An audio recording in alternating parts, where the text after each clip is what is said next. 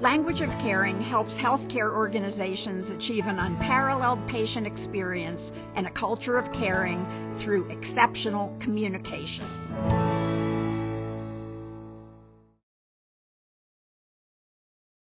So I want to talk a little bit more about this notion of the coaching conversations, because I've already shared with you that it's important to use a caring feedback model. And so how are you going to raise the bar? And you're not going to have the same conversation with every person on the team. You've got to tailor that for the individual. Because in order for you to create ownership, you have to go beyond towing the line, as we call it. So it's important that you identify who your star performers are, the ones that already get it. And those conversations are going to be a little bit more like the one I just had here about positive feedback and telling them about what a great job you're doing. So with the star performers, and then you have your average performers, these are the folks that you want to move to a greater and higher level. Move the bar for them. And then the poor performers, it's going to be a different kind of conversation, but you've got to have it and you've got to be consistent. So one of the things that we've created is this requisite skills behavior matrix. Other organizations call it HML. They call it different things. For us, it's skills and behavior matrix.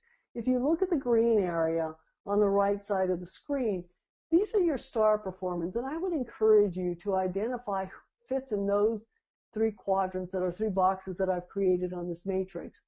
Put them there and really begin to focus on how do you re-recruit them. How do you make sure that you're not spending all of your time with the folks that are on the bottom left because they're getting all your attention? And we tend to forget the folks on the right that are doing well. That kind of lavender area is that huge area of behaviors and individuals that are kind of doing it most of the time. They've become perhaps a little lax, and with some coaching and encouragement from you, those average performers, once they know what's expected of them, will rise to that higher level of performance. They will do it. They're waiting for you to be clear in setting expectations.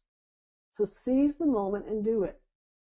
For those folks in the gray area, these are the individuals you're going to have some really courageous conversations with.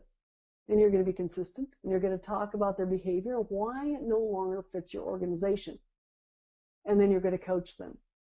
And you're going to coach them out, and you're going to promote them to another organization, or they're going to step up and move to that lavender area so they can move up to the green area. It takes coaching, it takes consistency to move folks along this continuum.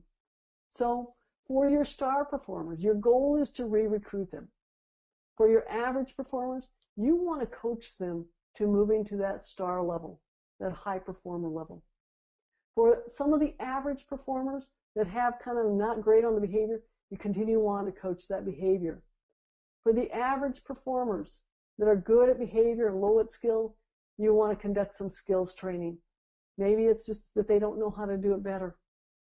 And for those poor performers that have low behavior and low skill, you want to coach them out and make that decision and be clear, and that you're working with your human resources department to do that. So spend some time on this matrix and identify. And I guess the first question I would ask you is, where are you as a leader? Are you on the line? Are you to the right of the line or to the left of the line? Because again, your staff will follow your lead.